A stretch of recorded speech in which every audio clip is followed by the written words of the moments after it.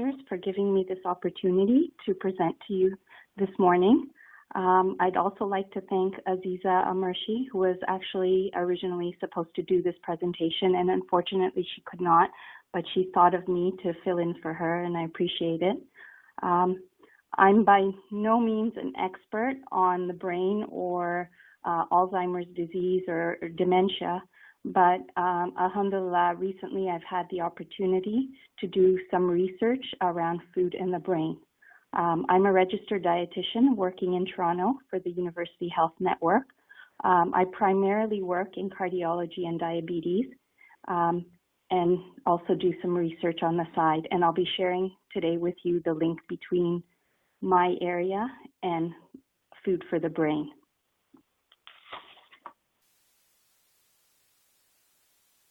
To start off with, I'd like to share some hadith that Sister Thyrabai gave to me about the importance of brain and intelligence. And I think we all know, especially as we age and our population is aging, that our memory and our brain health is very important.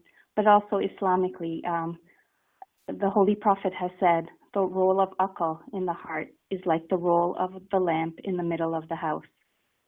Imam Ali alayhi salam has also called intelligence a great treasure and has said, intelligence is a natural treasure given to the human being. It is increased through knowledge and experience. There is no greater treasure than intelligence, and the friend of every human being is his intelligence. So what I will inshallah try to cover this morning are factors that contribute to our brain health and our intelligence, especially as we age. I will talk about the connection to metabolic disorders like heart disease and the current evidence on dietary patterns that lower our risk for Alzheimer's and cognitive impairment. I'll talk about my current research and what we're calling the Brain Health Food Guide, and then give you some simple tips to help you make smart food choices and make it all practical. So when we look at our brain, there are certain factors that protect our brain as we age. Some of them, like genetics, we cannot control, but others, we do have control over them. For example, our education, bilingualism, and I like to share this with my son and tell him the more languages you know, the better it is for your brain. Our occupational complexity, and a very interesting one is volunteering.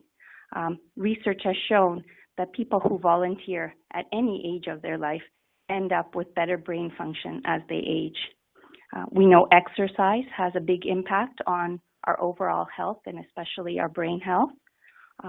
Cognitive engagement, social engagement, our mental health, and what I'll be focusing on this morning is our physical health and our diet.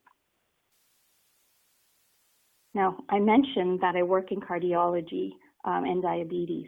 Well, when we look at these major chronic diseases, they all have a link to dementia risk. When we look at them, they're all lifestyle influenced. So when we look at heart disease or high blood cholesterol or high blood pressure or type 2 diabetes, we know these diseases have a big connection in terms of how our brain works and ages. When you do have either hypertension or high blood pressure, high cholesterol or diabetes in our body over time, that's causing vascular damage or damage to our blood vessels. It's disturbing our metabolism. It's causing oxidative stress. Now, if you think of oxidation as rust that forms on a nail if it's been left outside, well, in our body, oxidation is damaging our cells in the same way that rust would damage a nail. Over time, when you have chronic disease, you also have more inflammation in your body, and we know that that's not good in terms of our health overall. In our brain, when we have this vascular damage and oxidation and inflammation, our brain cells or our neurons don't work as well. We get damage to the white matter in our brain, and our brain actually starts to atrophy or shrink. Over time, that can lead to cognitive impairment, memory loss, dementia risk, and Alzheimer's. So when we actually look at the cross-section of a brain with Alzheimer's and compare that to a healthy brain, you can see how shrunken and shriveled it looks. And this aging of our brain actually occurs throughout our lifespan. Changes to our brain start in our 30s. In our late 40s and 50s, we have increasing damage because of the death of cells, oxidation, and inflammation. When we get to our early 60s, that's when we get even a higher rate of brain cell death that can lead to memory issues and mild cognitive impairment, or MCI, and eventually that can lead to dementia and Alzheimer's. In terms of symptoms of Alzheimer's, many of us know that your memory starts to go, you become more forgetful, but it also impacts your orientation, your comprehension, your learning, your language, and your judgment. Alzheimer's can be very slow and progressing. It can take many, many years for symptoms to appear. Now, if we look at the prevalence of Alzheimer's, in the world, there are nearly 45 million people who have Alzheimer's or related dementia. It is a huge thing, and as our population ages, it will only become greater. With North America, in America, 1 in 9 Americans over the age of 65 has Alzheimer's disease. 65% of those are women. And every 66 seconds, somebody in America is diagnosed with the disease. And as a senior, 1 in 3 of us will die with Alzheimer's or other forms of dementia. Pretty scary statistics. But we can help prevent this disease. If we look at 30% of our Alzheimer's disease risk, it's related to 7 modifiable risk factors, namely diabetes, midlife hypertension, midlife obesity, physical inactivity, depression, smoking, and low education. If we were to reduce these risk factors by 10%, by 2050, we could reduce Alzheimer's by 8.3%. If we reduce these factors by 20%, by 2050, we can reduce Alzheimer's by 15.3%. So there is something we can do in terms of our lifestyle and our diet to help prevent Alzheimer's. The World Dementia Council has actually put out a statement that says, regular physical activity and the management of cardiovascular risk factors such as diabetes, obesity, smoking, and hypertension are associated with a reduced risk of cognitive decline and may reduce the risk of dementia. Further, a diet and lifelong learning and cognitive training may also reduce the risk of cognitive decline. And that's what we'll focus on, the healthy diet part. So how does nutrition help, and how do the foods we eat affect our brain? Well, there are 2 major processes that nutrition contributes to. So when we look at the maturation of neurons or brain cells, we need the right nutrients to help those neurons grow and mature. We also need the right nutrients to help the connections between our brain cells increase. Also, when I talked about oxidation, the foods we eat also contain things called antioxidants, which help prevent that oxidation or that rusting. It's not as simple as just one nutrient or one food, unfortunately. We need multiple nutrients to support these processes. So focusing on just one nutrient or one food doesn't really work, and I'll share the research in a moment. What we do know is that our diet, especially the high-fat, low-fiber, low-fruit and vegetable diet that we eat in North America, is not good for our brains. And I notice I have many people joining in from London and Dubai. I'm sure our diets there are also very similar to the North American pattern of eating. I think what we've done is we've taken, for most of us, a healthy South Asian diet, and we've replaced it with a lot of processed foods that we find in Western societies. Coming back to, is there a superfood or a super supplement? No, there's no single nutrient that can provide a fix to such a complex problem. And there have been many, many, many research studies done on specific nutrients, antioxidants, or supplements, and they haven't shown any success in preventing Alzheimer's. Eating healthy is not about focusing just on a single food, but it's really about your overall pattern of eating. What different types of foods are you eating? This is just a humorous slide I wanted to share. These ads were put out by the broccoli marketers in the U.S., and sales of broccoli have gone down in the last few years because kale has become so popular. And I just thought it was kind of funny because really superfoods are not foods that are super trendy.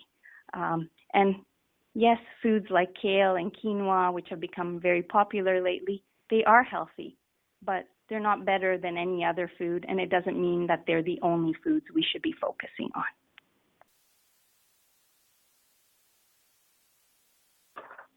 So looking at dietary patterns, we know that what's good for our heart is also good for our brain. And a heart-healthy diet is also what's going to help prevent memory loss and prevent Alzheimer's when we age. If we look at some of the dietary patterns out there, probably one of the most talked about diets is the Mediterranean diet. And I'm sure many of you have heard about this.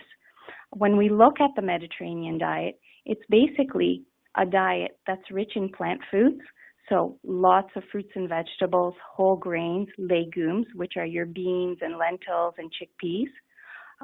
The diet includes more fish, but not a lot of red meat. It's not a low-fat diet. It actually is quite a moderate fat diet, but all that fat is coming from olive oil and nuts and seeds and fish. The Mediterranean diet is also very low in processed foods and sweets.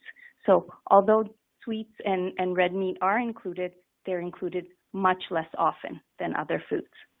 Now, if we look at the research around what happens when people follow the Mediterranean diet in terms of their brain health, we know that they have a larger brain volume, they have less damage to the blood vessels in their brain, and they have lower levels of oxidation and inflammation in their brain. And if we look at the numbers, following a Mediterranean diet led to a 27% lower risk of mild cognitive impairment and a 36% lower risk of Alzheimer's disease.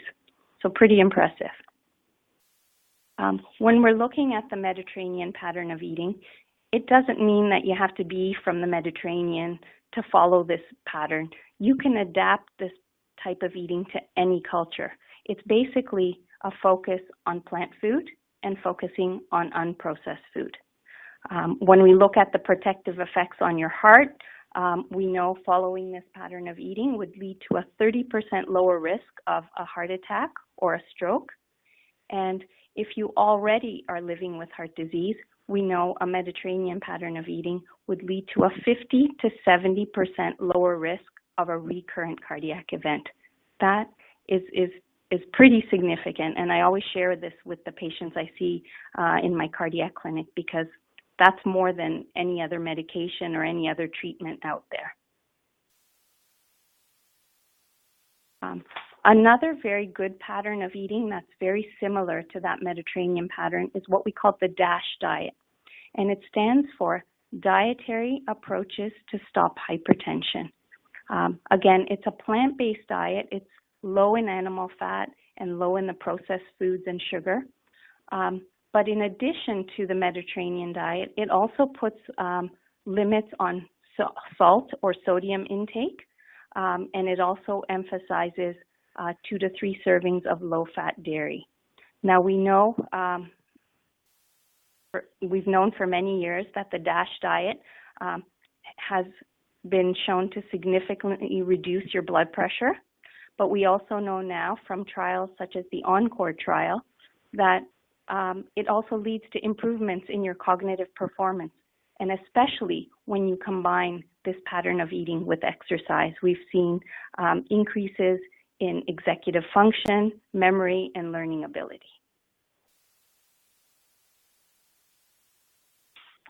So now I'd like to talk about my personal research. I'm working with the CCNA, which is the Canadian Consortium on Neurodegeneration in Aging.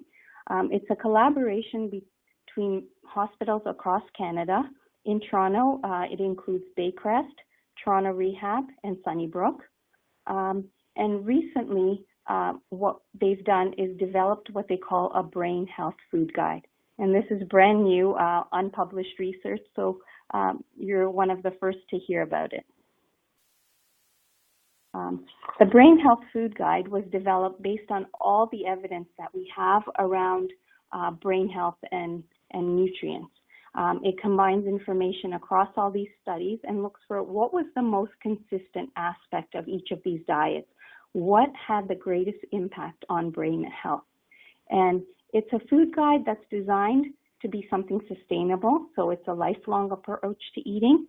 It allows flexibility. It's not a diet that eliminates any one type of food, but it does give you guidelines on what to include more and what to include less. When we look at the evidence that we have right now on the Brain Health Food Guide, we know that small diet changes do have a very powerful effect on our brain health. After 4 months of following this diet pattern, older adults performed as if they were 9 years younger on tests of reading and writing speed. So for example, if we took an 80-year-old and we put them on this diet for 4 months, they performed as if they were 71 years old. Now it's pretty impressive.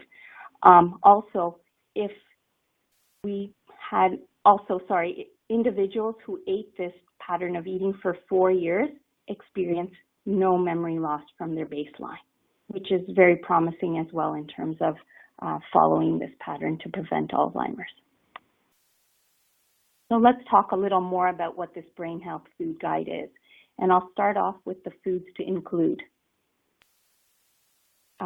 Starting off with the vegetables, I'm sure you've all heard that eating lots of vegetables is good for you. If we look at the American Diet Pyramid or the Canada's Food Guide, it stresses fruits and vegetables. With the Brain Health Food Guide, we're recommending 5 servings total of vegetables per day. So that would include any of your raw or cooked vegetables. Half a cup of vegetables would count as a serving. Within those 5 servings, you're aiming for 1 serving of raw leafy greens per day. And a serving would be about a cup or 8 ounces of raw leafy greens. Now, on a weekly basis, we're recommending that you include 3 servings of cruciferous vegetables. Now, a cruciferous vegetable is basically named because of the shape of its flower. It's in the shape of a cross. And it includes vegetables like broccoli, Brussels sprouts, cauliflower, kale, arugula, mustard greens, turnips. So lots of choices there, but 3 servings a week there. And we know from the studies that raw leafy greens and cruciferous vegetables especially were related to less age-related cognitive decline. And they were a big part of all the research on the Mediterranean diet and the DASH diet. We also know all our vegetables and fruits are high in antioxidants, and they're all good. So really, it's all about variety. Put lots of color on your plate and make sure you include at least a couple of vegetables at lunch and dinner. If we move on to fruits, there's 4 to 5 servings of fruit per day. Now, if you think of a serving of fruit, if you can imagine a tennis ball, an apple, a pear, how many grapes, how much melon can you fit into a tennis ball? It's about half a cup. That is a portion of fruit. When it comes to dried fruit, like your dates or apricots or raisins, it's about 2 tablespoons. And again, it comes with lots of variety.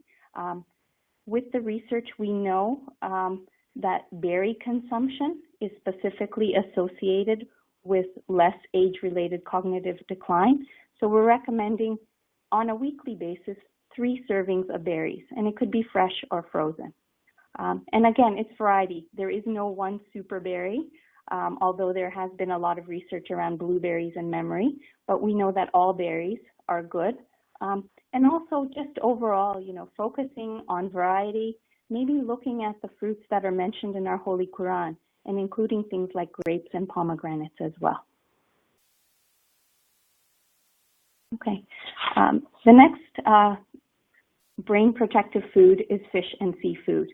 And 3 servings of fish or seafood is recommended per week. And of that, 1 serving or more should be fatty fish.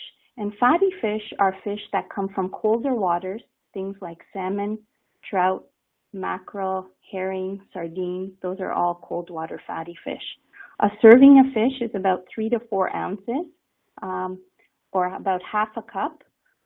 Seafood is also included, but just keep in mind that shrimp is considered makruh, so it's probably not something we want to do too often, but more focusing on the fish. Fish are high in omega-3 fatty acids, which we know are brain protective. And we also know from the research that eating fish has a much, much more powerful effect on our heart and our brain than taking fish oil supplements. And I think, again, as a dietitian, I'm always saying food first, supplements later. You can never replicate in a supplement what you find in food. And really, we should be focusing on diet rather than supplements.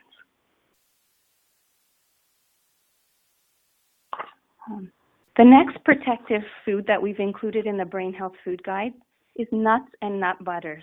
So there was a lot of wisdom when your mom or your grandmother told you to eat 7 almonds every day. We know they're good for you. And a serving of unsalted nuts or nut butter is recommended each and every day. Of those, on a weekly basis, 4 or more servings of walnuts.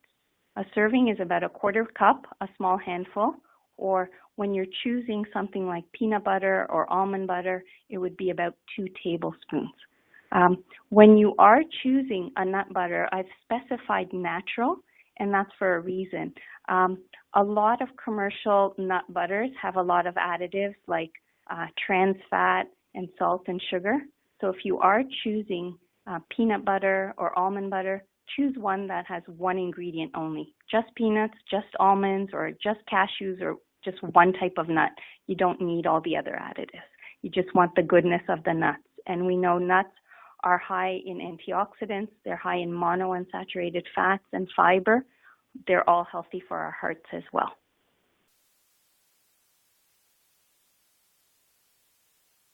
Next, we go on to legumes. So legumes include our dried beans, lentils, chickpeas, split peas, dal would all be included in legumes. And 2 to 3 servings minimum per week.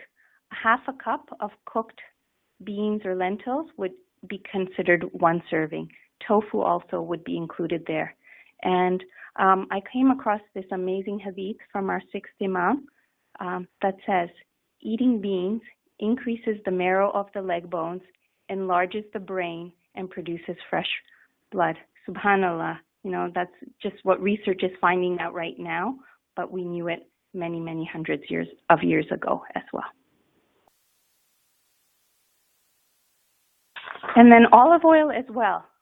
We know from both the Mediterranean diet research, especially the PREDIMED study, that Encore study with the DASH diet, that specifically olive oil, as opposed to any other vegetable oil, is related to a high plant polyphenol or antioxidant intake, and it's associated with improved cognitive function. We know olive oil is mentioned 7 times in the Holy Quran, and our Holy Prophet has said, eat olive oil and anoint with olive oil as it is a blessed tree.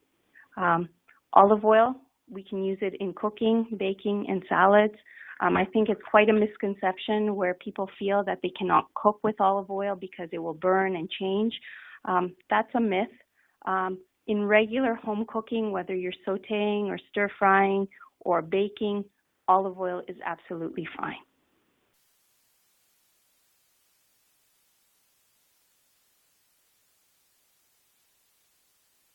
Okay. When it comes to grains, the key here is to choose whole grains. So whether you're choosing breads, or cereals, oatmeal. Look for 100% whole grain. And again, it's variety. There is no one grain that's better than others. There is no one grain that's bad for you. I know a lot of people are scared to eat wheat and gluten. I think if you do have a gluten sensitivity or a gluten intolerance, yes, you want to avoid wheat. But I think for the majority of us, including whole grain wheat, is not a bad thing. But again, look for variety. So whether it's wheat or barley, brown rice, quinoa, bulgur, oats, a variety of whole grains in your diet. And then dairy as well. I think, again, the trend in recent times has been, and I hear this quite often in practice, that humans don't need to drink milk, and milk is for cows, and we should look for substitutes. Well, I think, if we just take the Quran and Hadith, our answer is there. Because in Surah Nahl, Allah states, "We produce for your drink milk, pure and agreeable to those who drink it." And Imam Jafar as-Sadiq has said, "Take milk as it grows the flesh and strengthens the bone." And especially as we're growing and for kids, choosing dairy is important. If you are looking for dairy, the research shows that lower fat choices are better for our brains. So with milk, it's skim or 1%. When it comes to yogurt or cheese, on the label, you will always see a percent MF or percent BF, and that stands for percent milk fat or percent butter fat. For yogurt, stay to something that's between 1 and 2% milk fat, and if you are eating a hard cheese, looking for something that's around 22% milk fat or lower. I mentioned in both the Mediterranean pattern of eating and that DASH diet that there is not a lot of red meat. So we want to look at substitutes, whether it's lean poultry or meatless meals instead of red meat more often. And at least 2 to 3 meals per week should be vegetarian. So I'm just going to answer one question before we go on to foods to limit. So there's a question about nut butters. Are any better than others? So as I mentioned, it can be almond butter, peanut butter, cashew butter, a mixed nut butter. All nuts are healthy for us. The key is looking for something that is natural and doesn't have added hydrogenated oil or trans fat and doesn't have any added salt or sugar. Okay, so let's talk about the foods to limit. So with the Brain Health Food Guide, we're not saying there are no foods that you can never eat. It's not saying, avoid chips or avoid chocolate or never eat a burger, but it does give guidelines onto how much of these foods are recommended. So with the red and processed meats, we're looking at less than 1 serving per week. And I think in recent times, we've all gotten excited that there's so many halal versions of hot dogs and beef bacon, and it's great, but it should be really used in moderation because we do know from the research that red meat and particularly processed meats are aligned with cognitive issues as we age. So red meat once a week or less. When it comes to white bread and white rolls as well, as I mentioned, we should be focusing on whole grains rather than these processed grains. When we eat things like white bread, it's just turning to sugar as soon as we eat it. It causes a rise in our blood sugars, doesn't keep us full very long. It's also leading to inflammation. And we know from the studies that white bread is part of a dietary pattern related to more cognitive decline as we age. So white bread, once in a while, 1 or less servings per week. When it comes to higher fat dairy, things like butter, cream, regular cream cheese, again in moderation, with the research it's showing less than 1 serving per week.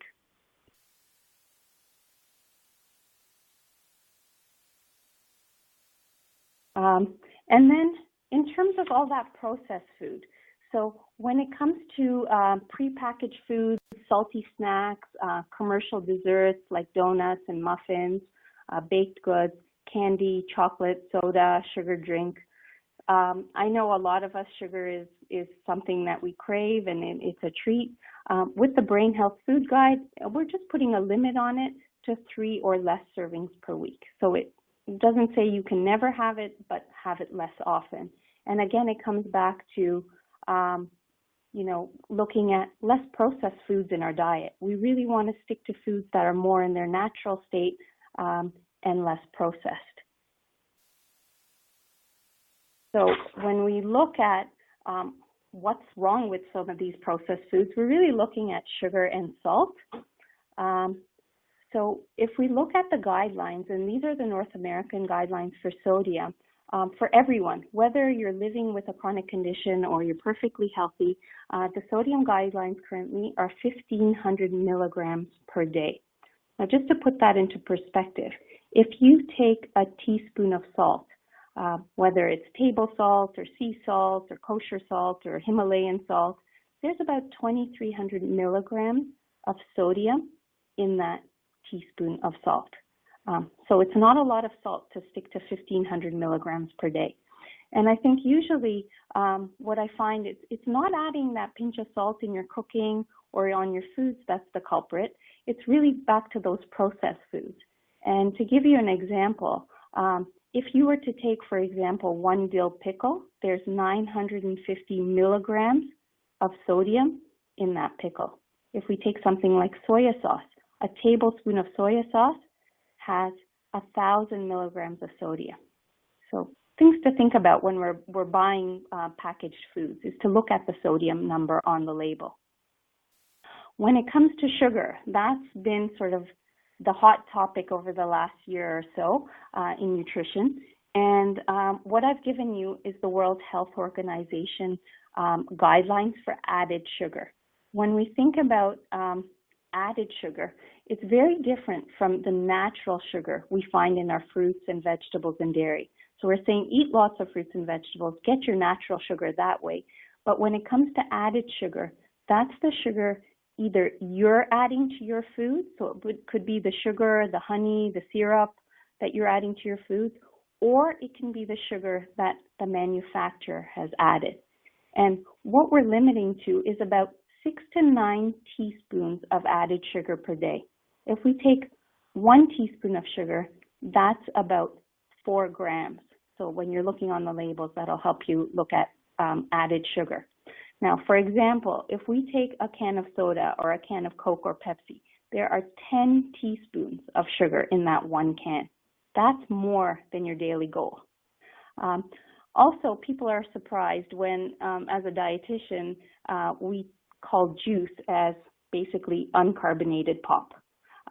When you make juice, you're separating the sugar from the fiber and the other natural components of that fruit, and you're actually changing the way your body metabolizes that sugar. And in the WHO guidelines, the sugar in juice is included in that added sugar guideline. So whether you're making your own juice or buying a carton of juice, on average, if you look at it, there's between 27 and 30 grams of sugar in a glass of juice. That's 7 teaspoons. That's your day's worth right there. So again, maybe think about how often you're drinking juice and how much. Okay, so just to summarize, with that Brain Health Food Guide, we're really limiting foods like red meat, packaged foods, sweets, and pop, but we're including lots of vegetables, including raw leafy salads, cruciferous vegetables like cabbage and broccoli and cauliflower, lots of fruit, including berries on a weekly basis, unsalted nuts daily, focusing on whole grains, including beans and lentils on a weekly basis, using olive oil as your main cooking and salad oil, including fish and seafood, poultry, and low-fat dairy. And for any of you who would like a hard copy of this Brain Health Food Guide, you can send me an email and I'll be happy to send you a copy. The PowerPoint presentation will actually be archived on the Ali website, so you can look at it again at your leisure. So just before I go on, there's a few questions that have come up. How about whole wheat bread instead of whole grains? Great question. So in Canada, the term whole wheat is not regulated. However, whole grain is. And when we talk about whole grain, we're including all parts of the grain, including the outer layer or the bran, which is where the fiber is, and the germ, where a lot of the vitamins and antioxidants are. So with the current labeling in North America, if a product contains the whole grain, it must state 100% whole grain. So when you're choosing something like your bread, don't just look for whole wheat bread or multigrain bread. It should say 100% whole grain whole wheat or 100% whole grain multigrain. The question of sprouted whole grain, that's a personal choice.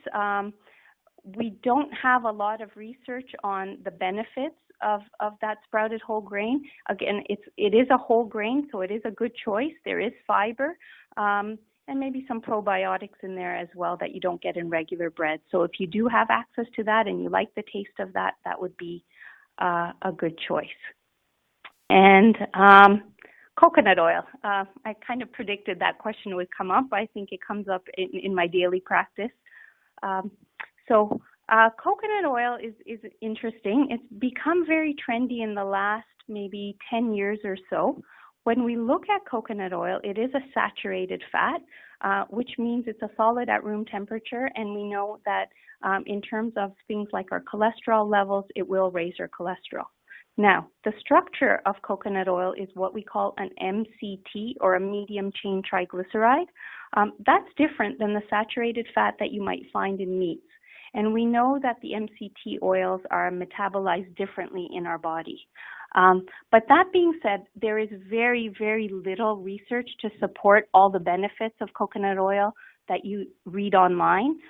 There are very short-term, small studies and very insignificant results. So I don't think that using coconut oil in cooking is a good idea. I think stick to olive oil. We also know from Quran and Hadith that olive oil is recommended. When it comes to brain health, there's lots of ongoing research about coconut oil. Coconut oil, because it's an MCT oil, it produces ketones, which your brain can use as energy. But in normal use, there hasn't been much data to support the use of coconut oil for dementia or Alzheimer's. In therapeutic doses, there might be some benefit, but that's not available to the public right now. And I don't think there's much benefit to using coconut oil on a daily basis. Use it in moderation once in a while. If you have coconut in a curry or you have coconut in a dessert, enjoy it and don't worry about it. But I don't think you should be using it as your primary cooking oil. Okay, so going back to the olive oil, I think it's a myth that it has a low burning point. Olive oil is very similar to other popular oils in terms of its smoke point. It's similar to grapeseed oil, canola oil, peanut oil. And in normal everyday cooking, as long as you're staying under 400 degrees, it's absolutely fine to use olive oil. Sugar substitutes, there's a question, is it better to substitute sugar with honey or agave? Well, honey for sure, because we know from the Hadith the health benefits of honey. So using honey instead of processed white sugar would be a good idea. In terms of things like agave and other sweeteners, there is some ongoing research and looking at the safety of these.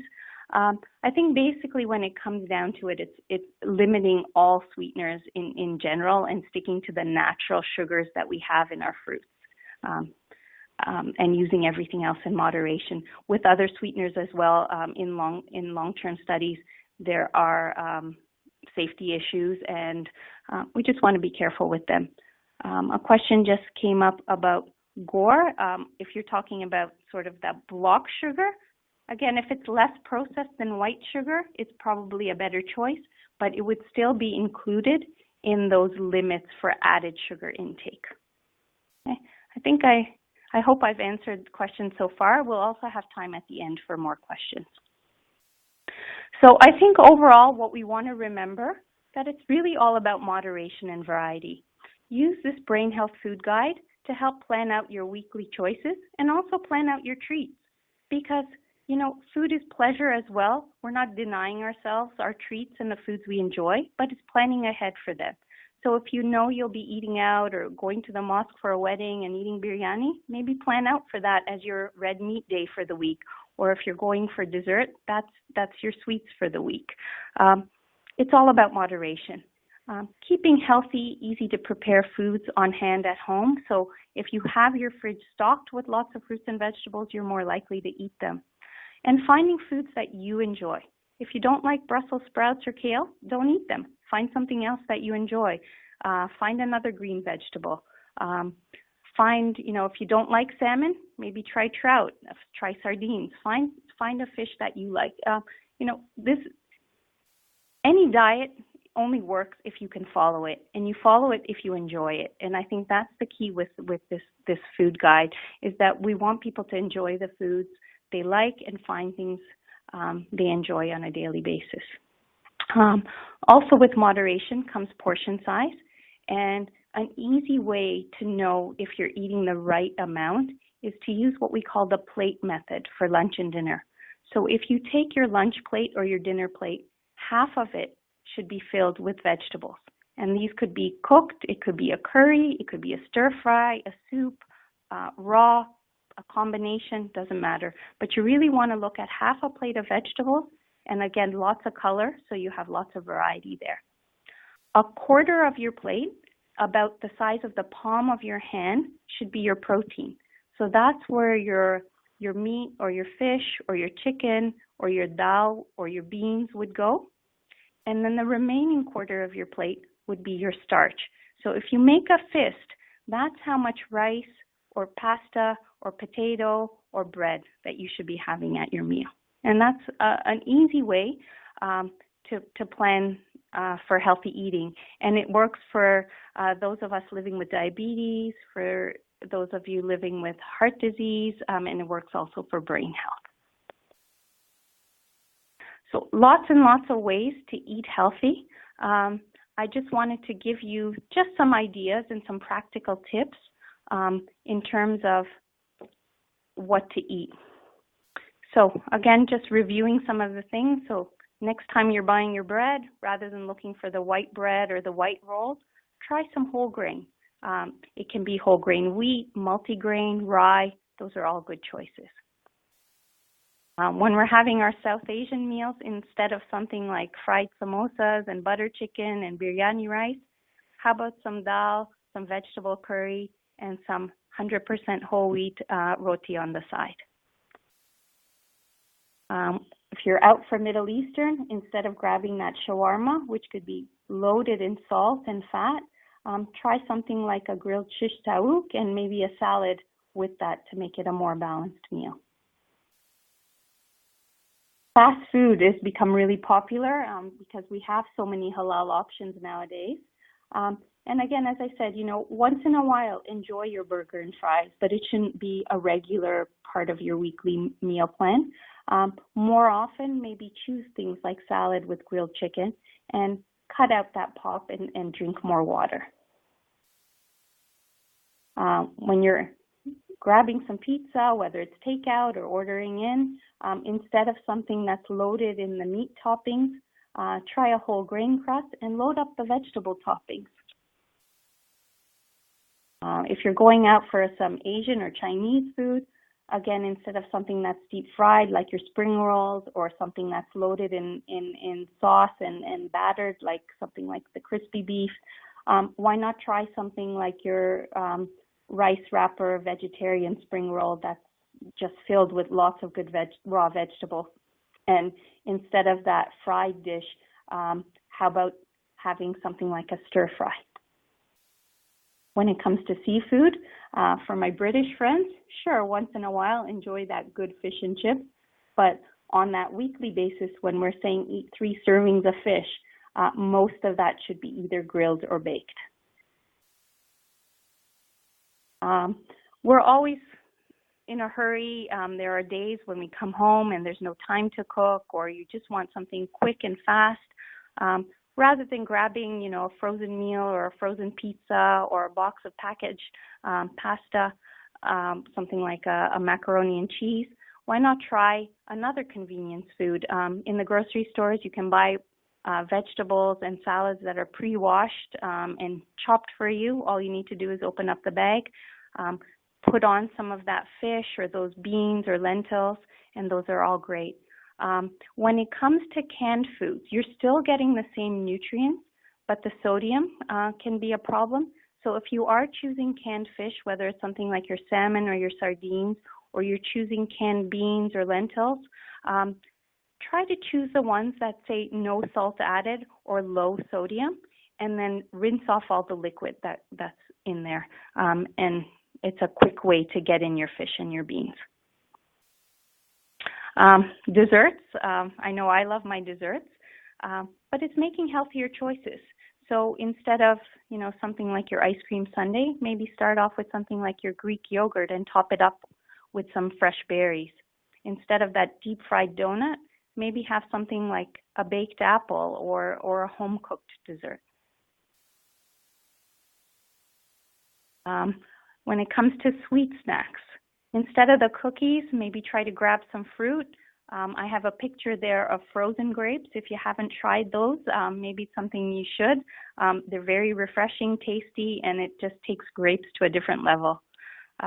Instead of a chocolate bar, so you're craving something sweet and chewy, how about dates? We know that dates are healthy for us, one of the best snacks out there, so many benefits in terms of fiber and nutrients, and mentioned so often in the hadith. If you're craving something salty and crunchy, instead of that handful of potato chips, next time grab that handful of nuts. Your heart and your brain will both be happy with those. Instead of something like churro, how about something like roasted chickpeas? And you can buy these dry roasted. They're very easy to make at home as well. And it's a great snack to get you that kind of crunchy, salty craving. With beverages, and I think there's a question as well about sparkling water. That's a great substitute for things like pop, whether it's regular pop or diet pop. Water is always a better choice, whether it's plain or sparkling, and add your own flavorings, whether you add cucumber or mint or lemon. Those are all great choices. In the coffee shop, instead of your regular double-double, maybe try a latte made with a low-fat milk. And instead of those frappuccino drinks and iced cappuccino drinks, which can have up to 20 teaspoons of sugar, how about a tea or a coffee made with milk?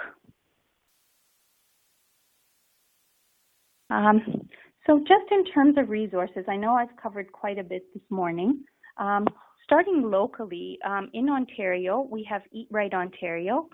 They have a fabulous website, eatrightontario.ca, and they also have a 1877 number where you can talk to a dietitian for free anytime. And it could be about anything. You're going to get an evidence-based answer, and it's a free service for those living in Ontario. Around Canada, Dietitians of Canada, which is dietitians.ca, has a great website. They can also provide you with great resources and help you find a dietitian in the community. And worldwide, I'm going to promote something that I've actually helped develop at my work, and that's through the University Health Network. We have cardiaccollege.ca and diabetescollege.ca up and running right now. There's great information not only on diet, but on medications, on prevention, on exercise, aerobic exercise, weight training, mental health issues, stress, depression, lots of great information. It's all in very simple, plain language. And at the moment, it's available in English, Portuguese, and French. And currently it's in translation into some more Asian languages. So in the next year, inshallah, you'll see it in multiple languages. We also have preventioncollege.ca, which will be up and running in the next year or so as well. So some great resources. For those of you who are thinking, maybe I'm not sure if I have any memory issues, or maybe I want to sort of check, how well I'm doing for my age in terms of my cognition. Through Baycrest Hospital, there's a website called cognicity.com, and you can do a free private online brain health assessment. And it takes a few minutes, but I think it's a nice report in terms of how you're doing for your age, and it can give you some recommendations as well.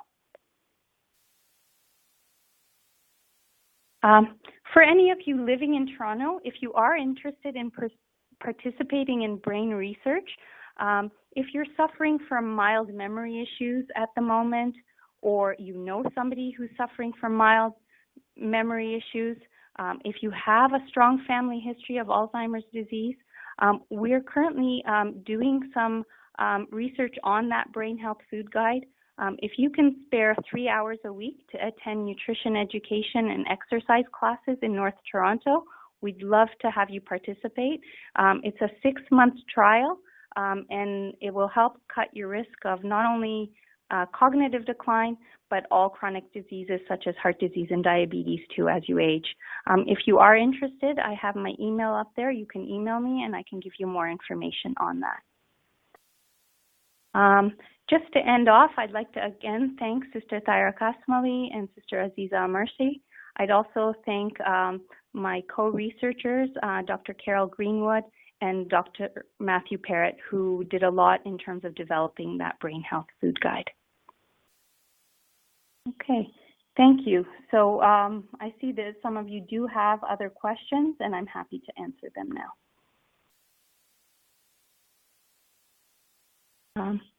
So if you'd like to type in any other questions that I haven't had a chance to answer, inshallah, I'll try to answer them the best I can.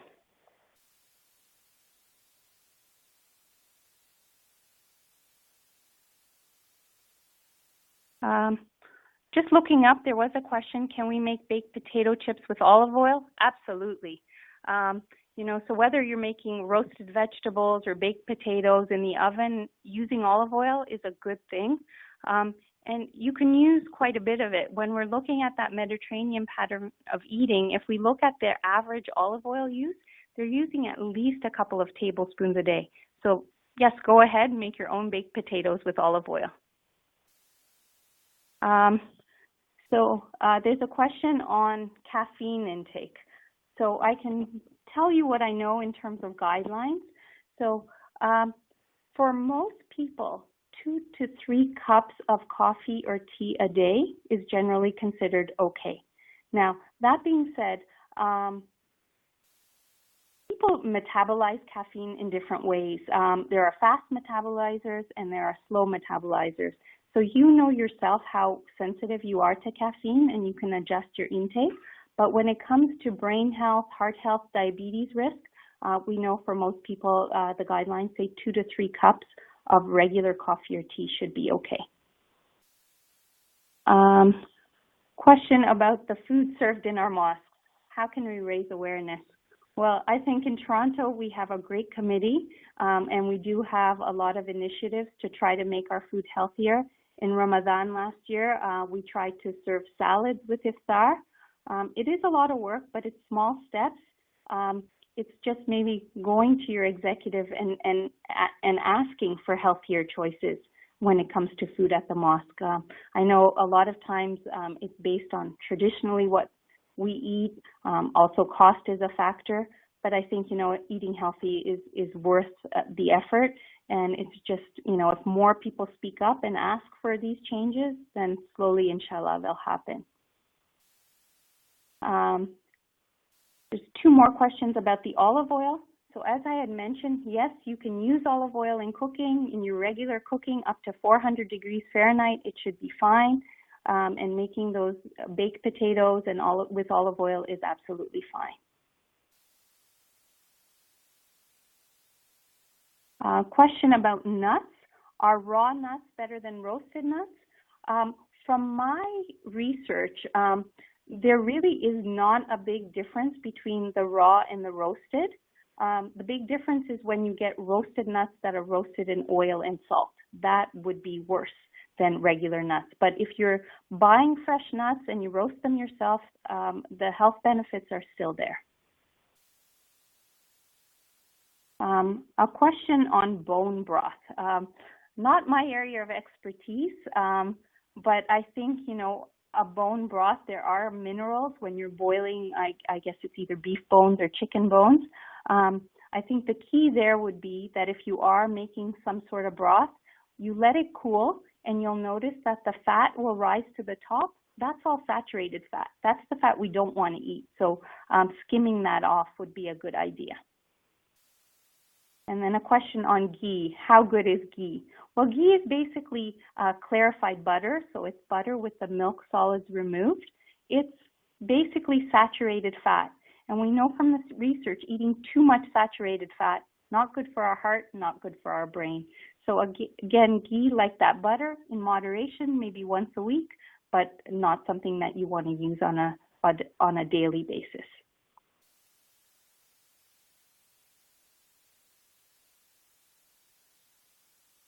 Any other questions?